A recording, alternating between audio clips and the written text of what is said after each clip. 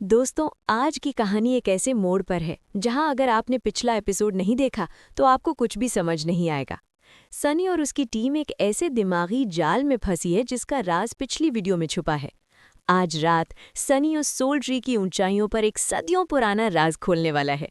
बिना किसी स्पॉइलर के बस इतना समझ लीजिए कि आज एक स्लीपर के हाथों एक ग्रेट डेविल का खात्मा होने वाला है। भाई, तो सीन कुछ ऐसा है कि चैप्टर 61 में सनी की सुबह थोड़ी भारी भारी शुरू होती है। वो रात को उस डार्क मिरर वाली स्कैरी मेमोरी से परेशान है और शैडोज और डार्कनेस के बीच का फिलोसॉफिकल अंतर सोच रहा होता है। उसको गुस्सा भी आता है कि साला मैं तो चाइल्ड ऑफ शैडोज हूँ, फिर मुझे अंधेरे से डर क्यों लग रहा है। खैर, सनी उठता है और देखता है कि नेफिस यानी चेंजिंग स्टार पहले से ही पहरे पर है। नेफिस आजकल नॉर्मल ह्यूमन की तरह बिहेव करने की एक्टिंग सीख रही है और कैसी को कॉपी कर रही है, जो सनी को काफ़ी एंटरटेनिंग लगता है क्योंकि उसकी फेक स्माइल थोड़ी अजीब लगती है। पर सनी को बुरा भी लगता है क्योंकि उसे पता है कि नेफिस हर रोज़ मेडिटेशन के नाम पर कितने दर्द से गुजरती है। फिर दोनों आगे का रास्ता देखने के लिए एक पुराने मॉन्स्टर यानी लिवाइथन की हड्डियों पर चढ़कर ऊपर से नज़ारा देखते हैं और वहाँ उन्हें कुछ बहुत ही अजीब दिखता है। हर तरफ जो लाल रंग का कोरल लैबिरिंथ होता था वो अचानक गायब हो गया है। अब उनके सामने सिर्फ एक सी ऑफ ऐश है, यानी मिट्टी और राख जैसा बन चुका ग्रे इलाका जहाँ सब कुछ मर चुका है। दूर एक पहाड़ी दिखती है जिसे एशन बैरो कहा गया है और उसके ऊपर एक बहुत बड़ा ब्लैक पेड़ है जिसके पत्ते खून जैसे लाल है। उस पेड़ के नीचे कुछ चमकता है, बिल्कुल किसी मिरर की तरह, जिसे देखकर सनी की फट जाती है क्योंकि उसे अपनी पुरानी डरावनी याद आती है। दोनों डिसाइड करते हैं कि और कोई रास्ता तो है नहीं, तो वेस्ट की तरफ इसी एशन बैरो की तरफ बढ़ते हैं। जब वो उस राख वाले मैदान में एंटर करते हैं तो माहौल एकदम शांत होता है।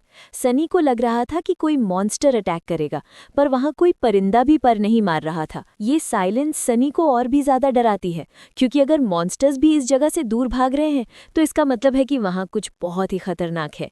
नेफिस थोड़ी परेशान दिखती है, पर एंड में वो बोलती है चलते हैं, और वो दोनों उस सुनसान खाली मैदान में आगे बढ़ जाते हैं जहां उन्हें छुपने के लिए कोई जगह नहीं है। भाई, अब सीन और भी ज्यादा इंटेंस हो गया है। चैप्टर 62 में सनी को वहां खुले मैदान में बहुत अनकम्फर्टेबल फील हो रहा है। वही एगोराफोबिया वाली फीलिंग, जैसे लैबिरिंथ को दीवारें से फेक सिक्योरिटी देती थी, पर अब वो एकदम नंगा महसूस कर रहा है क्योंकि छुपने की जगह नहीं है। सनी, नेफिस और कैसी आगे बढ़ रहे होते हैं, पर माहौल इतना शांत है कि सबकी फट रही है। सनी को दुख है कि दोपहर का वक्त है तो उसकी शैडो एकदम छोटी सी है और वो ठीक से शैडो स्काउट भी नहीं कर पा रहा। तभी सनी की शैडो को पीछे से कुछ आता दिखता है। सनी तुरंत एक्शन में आता है, कैसी को प्रिंसेस कैरी में उठाता है और एक छोटे से नॉल के पीछे छुप जाता है। पता चलता है कि एक कैरापिस सेंचुरियन, वही 8 पैरों वाला खतरनाक मॉन्स्टर, उनके पीछे से आ रहा है। सनी और नेफिस ने पहले 2 को मारा जरूर है, पर अब उनके पास प्लानिंग थी। अब खुले में भिड़ना मौत को बुलावा देना है। लेकिन असली ट्विस्ट तब आता है जब सनी देखता है कि वो सेंचुरियन अटैक करने नहीं आया है, वो अपने हाथों में एक ट्रांसेंडेंट सोल शार्ड पकड़े हुए है, वही चमकता हुआ कीमती क्रिस्टल।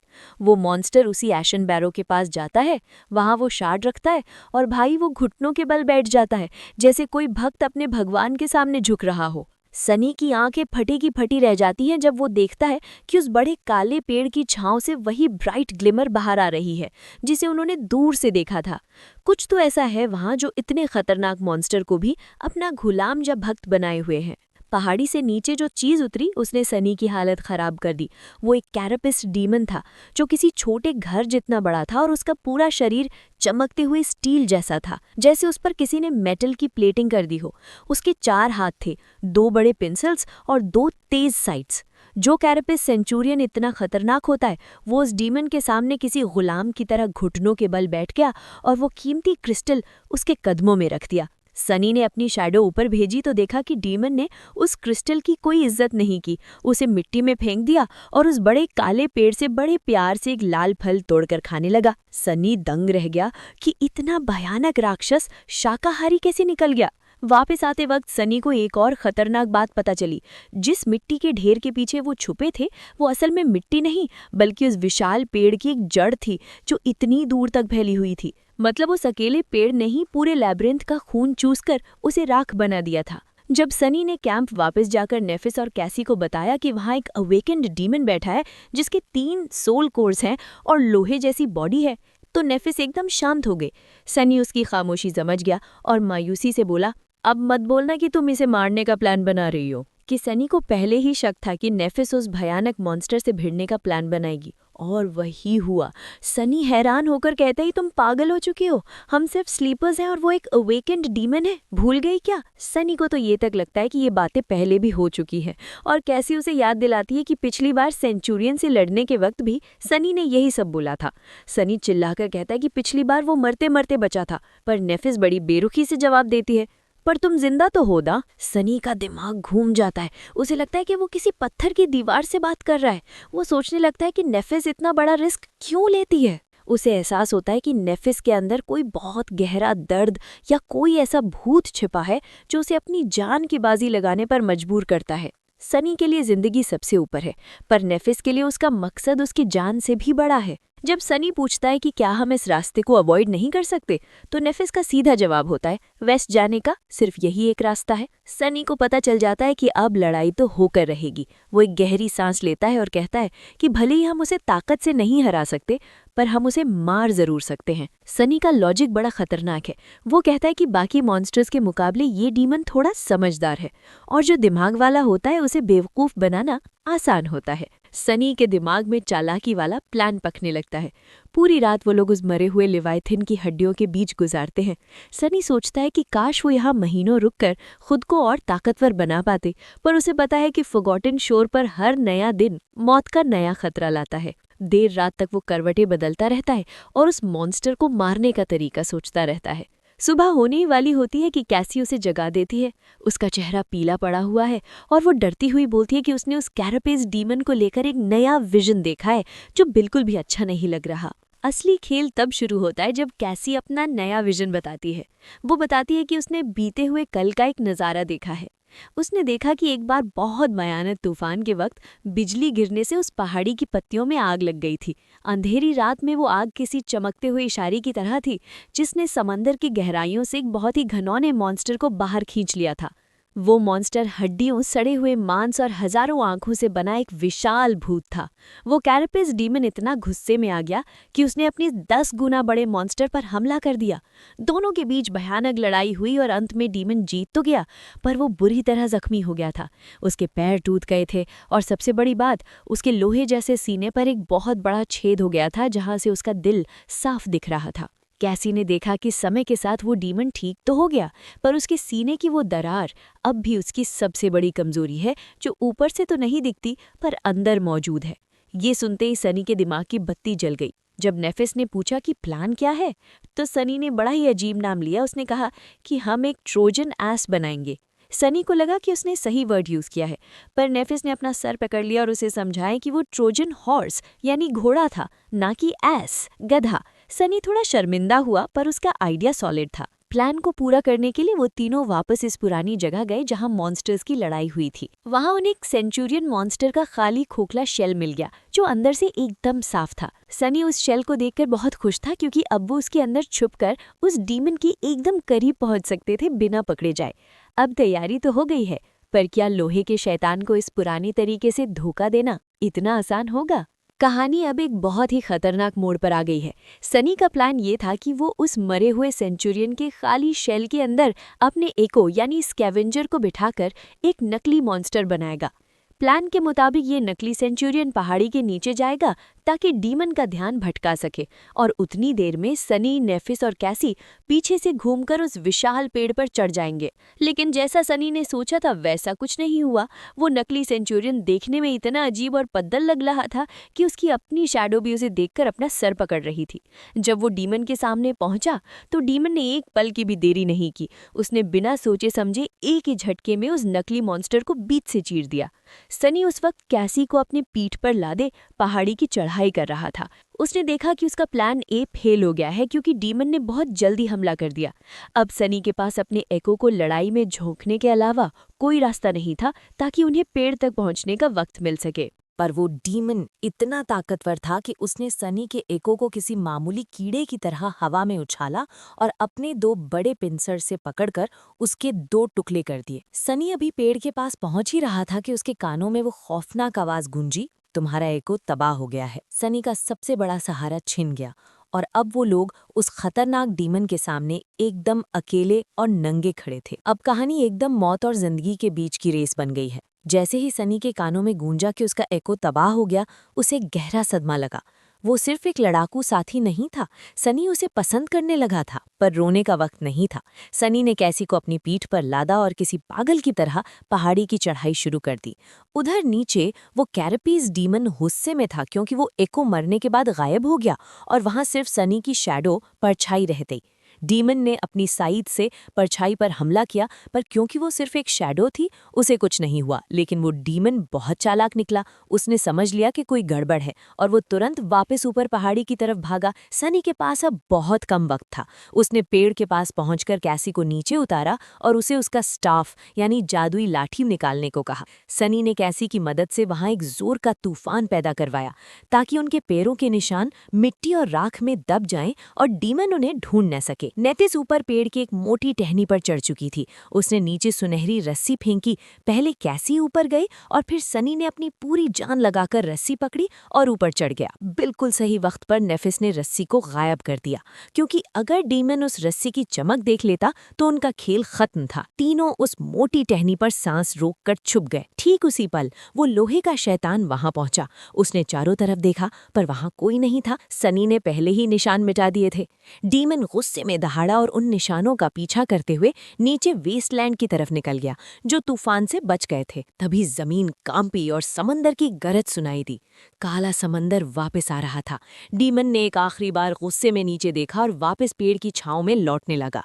तीनों बच तो गए थे, पर अब वो उस मौत के सौदागर के ठिकाने के ऊपर उसके ही घर में फंसे हुए थे। अब खेल एकदम मौत का नंगा नाच बन गया है। चैप्टर की शुरू में सनी, नेफिस और कैसी उस पेड़ की एक मोटी टहनी पर बैठकर रात होने का इंतजार करते हैं। सनी का दिमाग खराब है क्योंकि उसने अपने सबसे ताकतवर साथी अपने एको को खो दिया है। उसे लग रहा है कि अब सब कुछ किस्मत के भरोसे है। लेकिन जैसे ही गहरी रात होती है, प्लान का असली और सबसे खतरनाक हिस्सा शुरू होता है। सनी ने 2 मिट्टी के घड़े बनाए थे जिनमें उन सेंटिपीड मॉन्स्टर्स का तेल भरा था। ये तेल 2 तरह का था। एक तो ये किसी भी मॉन्स्टर के लोहे जैसे शरीर को गला सकता था और दूसरा ये बहुत भयानक तरीके से आग पकड़ता था। सनी ने रैक्सैक से एक मशाल यानी टॉर्च निकाली और नेफिस को दी। नेफिस ने अपनी जादुई ताकत से उस मशाल को जलाया और सनी ने पूरी ताकत से नीचे खड़े उस डीमन को गालियां देनी शुरू कर दी ताकि वो पेड़ के एकदम नीचे आ जाए। जैसे ही वो डीमन पेड़ के नीचे आया, सनी ने तेल से भरे दोनों घड़े उस पर फेंक दिए।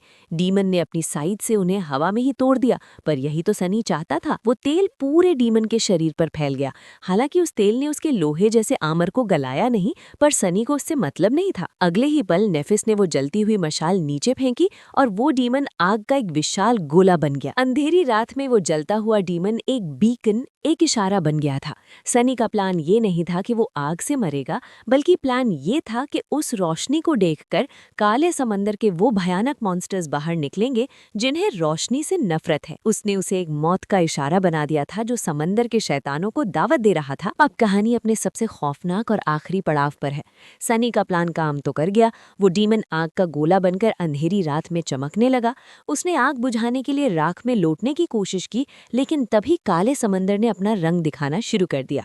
दुनिया एकदम ठंडी हो गई और एक अजीब सा कोहरा आइलैंड पर छा गया। कैसी ने तुरंत सनी की आंखें ढक लीं और कहा, कुछ भी हो जाए आंखें मत खोलना। इसके बाद जो हुआ वो किसी बुरे सपने से कम नहीं था। सनी को कोहरे में से कैसी की ही आवाज सुनाई दी, पर वो आवाज अजीब और भयानक थी। हर तरफ से चीखते हुए कह रही थी, मत देखो मत देखो। हद तो तब हो गई जब बिल्कुल सनी के कान के पास से कैसी की असली जैसी मीठी आवाज आई, आंखें खोलो सनी, आंखें खोलो। सनी खोलने ही वाला था कि उसे एहसास हुआ कैसी की सांस की गर्माहट उसे महसूस नहीं हो रही थी, और वो आवाज इतने करीब से कैसे आ सकती थी जबकि सनी कैसी से लंबा है। अगले ही पल वो आवाज एकदम से बदली और मौत की धमकी जैसी गरज से बोली, आंखें खोलो। सनी ने हिम्मत नहीं हारी और आंखें बंद रखी। तभी नीचे डीमन और उस समुद्री बला के बीच भयानक लड़ाई शुरू हुई। पूरा आइलैंड कांपने लगा जैसे वहां आर्टिलरी से गोलेबारी हो रही हो। जब सुबह की पहली किरण आई और नेफिस ने कहा कि अब आंखें खोल सकते हो, तो सनी ने जो देखा वो हैरान करने वाला था। वो कैरपीस डीमन अभी भी जिंदा था। भले ही उसकी हालत खराब थी, उसके 2 हाथ कट चुके थे, पैर टूट चुके थे और लोहे का शरीर दरारों से भरा गया था, पर वो अभी भी चल रहा था। समंदर का मॉन्स्टर जा चुका था, पर डीमन अभी भी पूरी तरह खत्म नहीं हुआ था। सनी ने मायूसी से नेफिस की तरफ देखा और पूछा, अब हम क्या करें? नेफिस ने अपनी तलवार निकाली, उसकी आंखों में एक ठंडी चमक थी और वो सिर्फ इतना बोली, इसे खत्म करते हैं। अब कहानी अपने सबसे खतरनाक मोड़ पर आ गई है। सनी और नेफिस पेड़ से नीचे उतर चुके हैं और उनके सामने वो जख्मी कैरापेस डीमन खड़ा है। डीमन की एक आंख फूट चुकी है, हाथ पैर टूट चुके हैं और शरीर से नीला खून बह रहा है, लेकिन उसकी आंखों में अभी भी वो पुरानी शैतानी और दिमाग मौजूद है। नीचे उतरने से पहले सनी ने कैसी को हौसला देने के लिए मजाक में वादा किया कि वो उसे डीमन स्टेक खिलाएगा, पर सनी जानता है कि ये लड़ाई मौत और जिंदगी के बीच की है। नेफिस ने कहा कि वो डीमन के लोहे जैसे आर्मर को तोड़ देगी, बस सनी को एक ओपनिंग यानी मौका बनाना होगा। जैसे ही लड़ाई शुरू हुई, सनी और नेफिस ने मिलकर डीमन पर हमला किया। सनी ने वही चालाकी दिखाई, उसने मिट्टी में फिसलने का नाटक किया ताकि डीमन उस पर हमला करे। डीमन ने धोखा खाया और अपनी भयानक साइड चलाई, लेकिन सनी ने सही वक्त पर जंप मारी और बच गया। दूसरी तरफ से नेफिस ने डीमन की जख्मी टांग पर वार किया, जिससे उसका तवाज़न बिगड़ गया, लेकिन वो डीमन बहुत चालाक था। उसने नीचे गिरने के बजाय अपनी साइड को जमीन में गाड़ दिया और खुद को संभाल लिया। सनी को सोचा था कि वो गिर जाएगा, पर जब ऐसा नहीं हुआ तो सनी को एक बहुत ही पागलपन वाला कदम उठाना पड़ा। अपनी सांस रोककर उसने एक गहरी सांस ली और डीमन के उस विशाल लोहे के पेट के एकदम नीचे घुस गया। क्या वहां वो नीचे से उसकी कमजोरी ढूंढ पाएगा या वो डीमन उसे अपने वजन के नीचे कुचल देगा? सनी ने मौत के मुंह में छलांग लगा दी। वो जानता था कि अगर वो डीमन के पेट के नीचे गया तो डीमन उसे किसी कीड़े की तरह कुचल सकता है, और वही हुआ। जैसे ही वो नीचे पहुंचा, डीमन ने अपना पूरा वजन जमीन पर गिरा दिया। सनी ने आखिरी सेकंड में एक डेस्परेट डाइव मारी और डीमन के भारी भरकम शरीर के नीचे आने से बाल बाल बच गया। पर सनी का मकसद पूरा हो गया था। डीमन अब जमीन पर गिर चुका था और उसका सीना अब नेफिस की तलवार की पहुंच में था, लेकिन डीमन ने हार नहीं मानी। उसने अपनी भयानक साइड से सनी पर इतना तेज हमला किया कि सनी के पास बचने का रास्ता नहीं था। सनी ने अपनी तलवार अज़्यूर ब्लेड आगे कर दी। एक जोरदार धमाके के साथ साइड तलवार से टकराई। सनी बच तो गया, पर उसकी प्यारी अज़्यूर ब्लेड के टुकड़े टुकड़े हो गए। Your memory has been destroyed की आवाज़ सनी के कानों में गूंजी, पर उसके पास दुख मनाने का वक्त नहीं था। उसने देखा कि डीमन अब नेफिस की तरफ मुड़ रहा है। नेफिस को बचाने के लिए सनी ने अपनी टूटी हुई तलवार का बचा हुआ हिस्सा उस विशाल पेड़ की तरफ फेंका, जैसे वो पेड़ को नुकसान पहुंचाना चाहता हो। डीमन, जो उस पेड़ का रखवाला था, एक पल के लिए ठिठक गया। उसका ध्यान भटक गया और उसने पेड़ की तरफ देखा। सनी ने वो ओपनिंग बना दी थी जिसका नेफिस का इंतजार था। सनी ने सब कुछ दांव पर लगा दिया था, अपना एको, अपनी तलवार और अपनी जान भी दांव पर लगा दी थी। अब बारी है नेफिस की। वो डीमन के लोहे जैसे आर्मर को कैसे तोड़ेगी? कहानी अपने अंजाम पर पहुंच गई है और ये किसी चमत्कार से कम नहीं था। जैसे ही सनी ने अपनी टूटी हुई तलवार फेंककर डीमन का ध्यान भटकाया, नेफिस किसी तीर की तरह आगे बढ़ी। सनी ने देखा कि नेफिस की तलवार से एक ऐसी भयानक सफ़ेद रोशनी निकल रही थी जो दुनिया की किसी भी चीज़ को राख कर सकती थी। ये वही हीलिंग फ्लेम थी जिसे नेफिस ने अपनी ताकत में बदल लिया था। उसने उस दर्द को इतने दिनों तक सिर्फ इस एक पल के लिए सहा था। नेफिस ने हवा में उछलकर एक जोरदार वार किया, ठीक उस जगह जहां कैसी ने अपने विजन में डीमन की कमजोरी देखी थी। वो जगह जहां बरसों पहले समुद्री मॉन्स्टर ने डीमन का सीना चीर दिया था और जो कभी पूरी तरह ठीक नहीं हुआ था। नेफिस की जलती हुई तलवार उस लोहे के आर्मर को भेदते हुए सीधा डीमन के दिल के पार निकल गई। एक पल के लिए ऐसा लगा जैसे डीमन के अंदर कोई सूरज फट गया हो। उसके आर्मर की दरारों से रोशनी निकलने लगी और उसका नीला खून उबलने लगा। डीमन ने आखिरी बार नेफिस को पकड़ने की कोशिश की, पर उसके जिस्म ने साथ छोड़ दिया। सनी वही मिट्टी में गिर गया, उसकी सांसें फूल रही थीं। उसने देखा कि डीमन की आंखों से वो शैतानी चमक जा चुकी थी। मरने से पहले डीमन ने एक बार उस विशाल पेड़ की तरफ देखा और फिर सनी की तरफ, पर इस बार उसकी आंखों में गुस्सा नहीं, बल्कि एक अजीब सा सुकून, रिलीफ था, जैसे वो इस नरक से आज़ाद हो गया हो। नेफिस ने अपना हेलमेट उतारा। उसका चेहरा पसीने से लथपथ और एकदम सफ़ेद पड़ चुका था। वो भी थककर वहीं जमीन पर लेट गई। वो तीनों स्लीपर जिन्हें सबने मरावा समझ लिया था, उन्होंने एक अवेकन डीमन को ढेर कर दिया था। सनी को अचानक याद आया कि कैसी अभी भी ऊपर पेड़ पर फंसी है और डर रही होगी। उसने अपने पूरी ताकत लगाई और ऊपर की तरफ चिल्लाकर कहा, एक डीमन स्टेक बिल्कुल तैयार है। इन तीनों ने नामुमकिन को मुमकिन कर दिखाया था। फॉरगॉटन शोर का एक नया इतिहास लिखा जा चुका था। भाई, ये तो कमाल की जीत थी। कहानी अब एक शांत पर थोड़ी गंभीर मोड़ पर है। लड़ाई खत्म होने के कुछ देर बाद कैसी रस्सी के सहारे पेड़ से नीचे उतर आती है। सनी जमीन पर लेटा हुआ है, थका हरा पर जिंदा। जब कैसी उससे पूछती है कि वो जमीन पर क्यों लेटा है, तो सनी मजाक में कहता है ये बहुत कंफर्टेबल है, पर कैसी उसकी चोट को लेकर फिक्र करने लगती है। सनी उसे यकीन दिलाता है कि वो और नेफिस दोनों ठीक हैं। तीनों एक सर्कल में बैठकर पानी पीते हैं और सनी लड़ाई का पूरा हाल सुनाता है। कैसी हैरान है कि तीनों स्लीपर्स ने मिलकर एक अवेकन डीमन को ढेर कर दिया था, पर नेफिस उसे याद दिलाती है कि कैसी के विजन के बिना ये नामुमकिन था। फिर सनी अपने डीमन स्टेक वाले वादे की बात करता है, पर कैसी थोड़ा हिचकिचाती है। उसे लगता है कि एक ऐसे क्रीचर का मांस खाना सही नहीं है जो इतना समझदार और दिमाग वाला था। सनी को भी लगता है कि बात तो सही है, वो डीमन भले ही शैतान था, पर वो बहादुर और प्राउड भी था। कैसी सुझाव देती है कि क्यों ना वो इस विशाल पेड़ के फल खाएं, पर सनी तुरंत मना कर देता है। उसे ये पेड़ बहुत सस्पिशियस या शक्की लगता है, क्योंकि ये ऐसी जगह उगा है जहाँ सब कुछ मरा हुआ है। नेफिस भी सनी का साथ देती है और फल खाने से मना कर देती है। बात फिर सनी के नुकसान पर आती है। नेफिस पूछती है, क्या ईको और तलवार दोनों खत्म हो गए? सनी भारी मन से हाँ कहता है। उसे अपनी अज़्योर ब्लेड के टूटने का बहुत दुख है, क्योंकि वो उसकी पहली और सबसे भरोसेमंद तलवार थी। लेकिन तभी नेफिस एक ऐसी बात कहती है जो सनी की आंखों में चमक ले आती है। नेफिस बताती है कि डीमन को मारने के बाद उसे स्पेल से एक नया मेमोरी मिला है, और वो एक वेपन है, यानी हथियार। अब सबसे बड़ा सवाल ये है कि क्या नेफिस वो नया हथियार सनी को देगी, और वो हथियार कितना ताकतवर होगा? कहानी अब एक नए इनाम और एक गहरे राज पर पहुंच गई है। जैसे ही नेफिस ने सनी का हाथ पकड़ा, सनी को एक अजीब सी एनर्जी महसूस हुई। उसके सामने स्पेल की रून्स चमक उठीं। You have received a memory, midnight shard. Sunny की खुशी का ठिकाना नहीं रहा। ये कोई मामूली तलवार नहीं थी, ये एक अवेकन्ड टियर 3 वेपन था, एज़्योर ब्लेड से 2 दर्जे ऊपर। सनी ने जैसे ही उसे समन किया, उसके हाथ में एक बेहद खूबसूरत और खतरनाक तलवार आ गई। ये एक टाची थी जो कटाना जैसी दिखती है, पर थोड़ी लंबी और मुड़ी हुई होती है।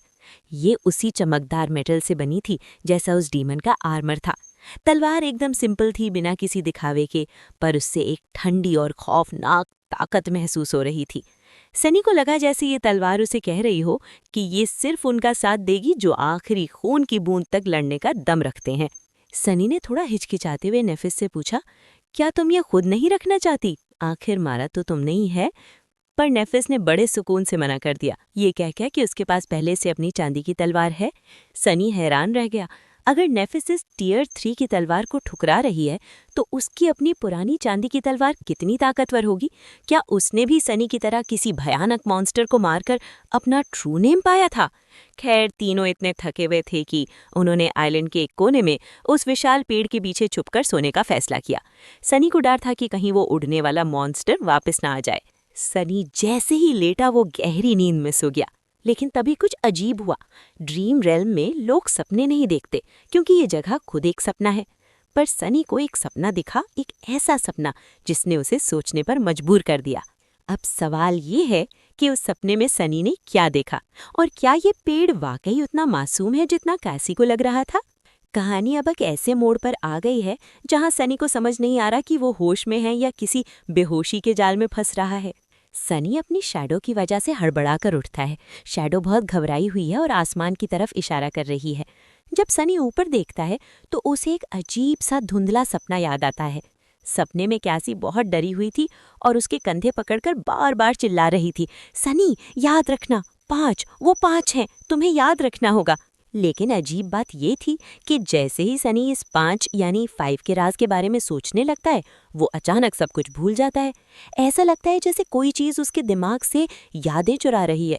वो भूल जाता है कि सपना अजीब था, वो भूल जाता है कि उसे ये बात नेफिस को बतानी थी। खैर, आसमान में खतरा असली था।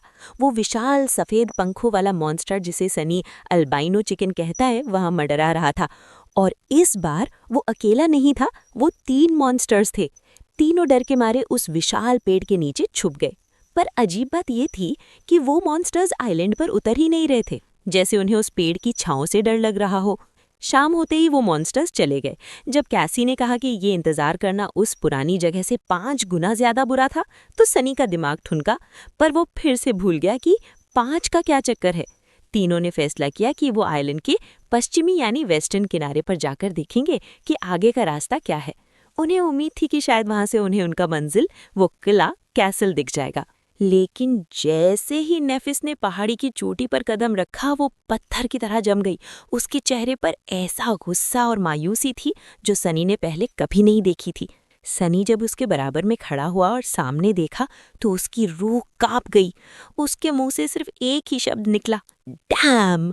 भाई, ऐसा क्या देख लिया सनी और नेफिस ने आइलैंड के उस पार जिसने उनके होश उड़ा दिए? क्या उन्हें किला दिखा या कोई नया नरक? अब कहानी में एक ऐसा मोड़ आया है जो किसी भयानक साजिश की तरफ इशारा कर रहा है। सनी और नेफिस ने जब आइलैंड के वेस्टर्न किनारे से नीचे देखा तो उनके पैरों तले जमीन निकल गई। वहां कोई किला नहीं था, कोई ऊंची जगह नहीं थी। वहां सिर्फ एक विशाल क्रेटर गड्ढा था जो सैकड़ों किलोमीटर तक फैला हुआ था। पूरी दुनिया जैसे नीचे की तरफ ढलान पर थी। इसका मतलब था कि आगे बढ़ने का रास्ता ही खत्म हो गया था, क्योंकि रात को जब काला समुद्र आता तो वहां बचने की कोई ऊंची जगह नहीं मिलती। सनी को समझ आ गया कि उन्होंने काले समुद्र का स्रोत ढूंढ लिया है। सब बहुत दुखी और टूटे हुए मन से वापस कैंप लौटे। कैसी तो सदमे में थी, क्योंकि उसने अपने विजन में उन्हें किले तक पहुंचते देखा था। नेफिस ने कहा कि वो अगले दिन पेड़ के सबसे ऊपर चढ़कर देखेगी, शायद वहां से कुछ रास्ता दिख जाए। सुबह हुई, नेफिस पेड़ पर चढ़ गई और सनी नीचे अपनी नई तलवार मिडनाइट शार्ड के साथ प्रैक्टिस करने लगा। उसने उस डीमन के शरीर से सोल शार्ड्स भी निकाल लिए, पर वो ट्रांसेंडेंट सोल शार्ड उसे नहीं मिला जो उस सेंचुरियन ने डीमन को दिया था। कुछ घंटे बाद सनी ने देखा कि नेफिस नीचे आ गई है। वो दौड़कर उनके पास गया, ये सोचकर कि शायद कोई अच्छी खबर मिली हो। लेकिन जो नज़ारा उसने देखा, उसने सनी के होश उड़ा दिए। नेफिस और कैसी दोनों वहां बहुत ही सुकून से बैठी थीं। उनके होंठ लाल रंग से भरे हुए थे और वो उस विशाल पेड़ के फल खा रही थीं। वही फल जिन्हें सनी ने क्रीपी और खतरनाक कहा था और जिन्हें खाने से नेफिस ने खुद मना किया था। अचानक दोनों का इस तरह बदल जाना किसी जादू या दिमागी कब्जे की तरफ इशारा कर रहा है। भाई, ये पेड़ वाकई कोई शैतानी चीज है। क्या सनी भी इन दोनों की तरह इस पेड़ के जाल में फंस जाएगा, या वो उन्हें बचा पाएगा? ये चैप्टर तो किसी साइकोलॉजिकल हॉरर मूवी से भी ज्यादा भयानक निकला। सनी पहले तो गुस्से में चिल्लाता है, उन्हें याद दिलाने की कोशिश करता है कि उन्होंने ये फल ना खाने का वादा किया था। लेकिन तभी एक बहुत ही डरावनी चीज होती है। सनी की याददाश्त मिटने लगती है। उसे याद ही नहीं आता कि उन्होंने ऐसा कोई वादा क्यों किया था। जैसे ही वो उस फल को देखता है, उसे सिर्फ अपनी भूख याद आती है। सनी ने जैसे ही पहला बाइट लिया, उसे वो दुनिया की सबसे स्वादिष्ट चीज लगी। लेकिन उसकी शैडो अभी भी होशियार थी। वो हिलने से मना कर रही थी, जैसे वो इस फल को छूना भी नहीं चाहती हो। सनी को एहसास होता है कि कुछ तो गलत है, पर उसका दिमाग उसे सोचने ही नहीं दे रहा। और फिर सबसे बड़ा जाल बिछा। स्पेल ने सनी के कान में कहा, तुम्हारी शैडो ताकतवर हो रही है। सनी को बिना किसी लड़ाई के एक शैडो फ्रैगमेंट मिल गया।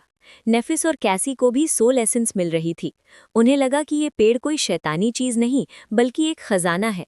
धीरे धीरे उनका डर खत्म हो गया। उन्होंने फैसला किया कि वो यहीं रुकेंगे, आराम करेंगे और फल खाकर ताकतवर बनेंगे। सनी को वो नर्क अब जन्नत लगने लगा था। लेकिन सोने से पहले सनी के दिमाग में जो आखिरी ख्याल आया, वो सबसे ज्यादा खतरनाक था। कितने दुख की बात है कि इस पेड़ की सेवा करने के लिए, इसे खाना खिलाने के लिए और इसके बीज फैलाने के लिए यहाँ कोई नहीं बचेगा। सनी का दिमाग अब पूरी तरह उस पेड़ के कब्जे में आ चुका है। वो अब एक इंसान नहीं, बल्कि उस पेड़ का एक गुलाम बनता जा रहा है, ठीक उस कैरापेस डीमन की तरह जो पहले इसका रखवाला था। भाई, सनी और उसकी टीम तो इस सोल ट्री के जाल में बुरी तरह फंस गए हैं। क्या सनी का फेटेड एट्रीब्यूट उसे इस दिमागी जाल से बाहर निकाल पाएगा, या वो तीनों हमेशा के लिए इस पेड़ की खाक बन जाएंगे? ये कहानी अब एक साइलेंट हॉरर में बदल गई है, जहां दुश्मन कोई मॉन्स्टर नहीं, बल्कि खामोशी और भूलने की बीमारी है। सनी, नेफिस और कैसी अब उस सोल ट्री के जाल में इतने गहरे धंस गए हैं कि उन्हें वक्त का अंदाजा ही नहीं रहा। वो दिन भर सोते हैं, फल खाते हैं और आराम करते हैं। उन्हें ये तक याद नहीं कि रात को पहरा क्यों नहीं रखा। सनी को लगता है कि वो वेकेशन पर है, पर असलियत ये है कि वो उस पेड़ के नशेली असर में है। सबसे डरावनी बात यह है कि उनकी याददाश्त मिटती जा रही है। जब सनी नेफिस से पूछता है कि वो पेड़ पर क्यों चढ़ी थी, तो नेफिस को याद ही नहीं आता। उसे बस फल खाना याद है। वो लोग अपनी पुरानी जिंदगी और अपने मकसद यानी कैसल तक पहुंचने को भूलते जा रही हैं। लेकिन नेफिस के अंदर अभी भी उसकी पुरानी विल पावर यानी इच्छा शक्ति बची हुई है। वो अकेले आइलैंड के किनारे बैठकर पश्चिम की तरफ देखती रहती है। उसे लगता है कि उसे वहां जाना है, पर उसे ये याद नहीं आ रहा कि क्यों। उसे बस एक बेचैनी महसूस हो रही है। सनी, जो अब पूरी तरह पेड़ का भक्त बन चुका है, नेफिस को परेशान देखकर उसका दर्द दूर करना चाहता है। पर उसके पास दर्द दूर करने का सिर्फ एक ही तरीका बचा है जो उसके दिमाग में उस पेड़ ने डाल दिया है, उसे एक और फल खिलाना। सनी को लग रहा है कि वो नेफिस की मदद कर रहा है, पर असल में वो उसे उस नर्क में और गहरा धकेलने जा रहा है। अगर नेफिस ने एक और फल खा लिया तो शायद वो अपना बचा खुचा होश भी खो देगी। भाई, सनी अपने ही हाथों से नेफिस को खत्म करने जा रहा है। क्या सनी की शैडो उसे रोक पाएगी, या फिर फेटेड एट्रीब्यूट कोई ऐसा धमाका करेगा कि उनका ये झूठा सपना टूट जाए। सनी अब उस भयानक जाल में इतने गहरे फंस गया है कि उसे अब अपनी शैडो या अपने असली मकसद की परवाह नहीं रही। उसे बस एक ही धुन सवार है, नेफिस के लिए सबसे स्वादिष्ट फल तोड़ना, ताकि वो उसे खाकर खुश हो जाए और आइलैंड छोड़ने की बात भूल जाए। रात के अंधेरे में सनी अकेले उस सोल ट्री पर चढ़ने लगता है। जैसे जैसे वो ऊपर जाता है, पेड़ का नज़ारा बदलने लगता है। जो पत्ते दिन में सुकून देते थे, अब उनकी सरसराहट किसी तड़पती हुई रूहों की चीखों जैसी लगती है। सनी का दिमाग उसे बार बार चेतावनी दे रहा है कि ये पेड़ रैवेनस यानी भुक्कड़ है और स्टाविंग यानी भूखा है, पर वो फौरन इन ख्यालों को झटक देता है, जैसे कोई शक्ति उसकी सोच को कंट्रोल कर रही हो। वो इतनी ऊंचाई पर पहुंच जाता है जहां पहले कोई नहीं गया था। थकान से उसका बुरा हाल है, पर तभी उसे कुछ अजीब दिखता है। पत्तों के एक घने पर्दे के पीछे पेड़ की टहनियां नीचे की तरफ मुड़ी हुई हैं, जैसे किसी भारी चीज ने उन्हें दबा रखा हो। सनी अपनी पूरी ताकत लगाकर उन पत्तों को हटाकर आगे बढ़ता है, और वहां जो नज़ारा है उसे देखकर उसकी सांसें रुक जाती हैं। पेड़ की चोटी पर सबसे छिपी हुई जगह में एक बहुत बड़ा और विशाल चिड़िया का घोंसला मौजूद है। भाई, ये कोई मामूली घोंसला नहीं है। क्या ये वही 3 भयानक उड़ने वाले मॉन्स्टर्स का घर है? और अगर वो मॉन्स्टर्स इस पेड़ के ऊपर रहते हैं तो सनी का बचना अब नामुमकिन लग रहा है। भाई, सनी ने अनजाने में इतनी बड़ी बरा को खत्म कर दिया है कि उसके नए शैडो फ्रैगमेंट्स गिनने के लिए आपको कैलकुलेटर लगाना पड़ेगा। घोंसले के अंदर सनी को एक विशाल पत्थर जैसा अंडा मिला जो सदियों पुराना लग रहा था, लेकिन जैसे ही सनी ने उसे छुआ, उसे महसूस हुआ कि वो अंडा जिंदा है और उसकी लाइफ फोर्स चुरा रहा है। सनी का दिमाग भले ही उस पेड़ ने थोड़ा धुंधला कर दिया हो, पर उसके अंदर का सर्वाइवर अभी भी जगा हुआ था। उसने सोचा, एक एक्सप्लोरर का काम क्या होता है? नई चीजें ढूंढना और उन्हें मार देना। सनी ने अपनी नई तलवार मिडनाइट शार्ड निकाली और उस पर अपनी शैडो की ताकत चढ़ा दी। एक जोरदार वार के साथ उसने उस अंडे को बीच से चीर दिया। अंडे के अंदर से काला गाढ़ा खून निकलने लगा, और तभी स्पेल की वो आवाज गूंजी जिसने सनी के होश उड़ा दिए। You have slain a great devil while thieving bird spawn. ये कोई मामूली मॉन्स्टर नहीं था, ये एक ग्रेट डेविल का बच्चा था। ग्रेट रैंक का मतलब है कि ये अवेकेंड, फॉलन और करप्टेड से भी कहीं ज्यादा ऊपर की कैटेगरी है। भले ही वो अभी पैदा नहीं हुआ था, पर उसका रैंक इतना ऊंचा था कि उसे मारने का इनाम सनी की जिंदगी बदल सकता था। स्पेल ने आगे कहा, you have received a memory. Sunny ने एक ऐसी चीज को मारा है जो बड़े बड़े योद्धाओं के सपने में आती है। एक ग्रेट डेविल का मेमोरी मिलना किसी स्लीपर के लिए चमत्कार से कम नहीं है। अब सवाल ये है, वो मेमोरी क्या है? क्या वो कोई वेपन है, या कोई ऐसा इंस्ट्रूमेंट जो उसे इस सोल ट्री के जाल से आजाद कर देगा?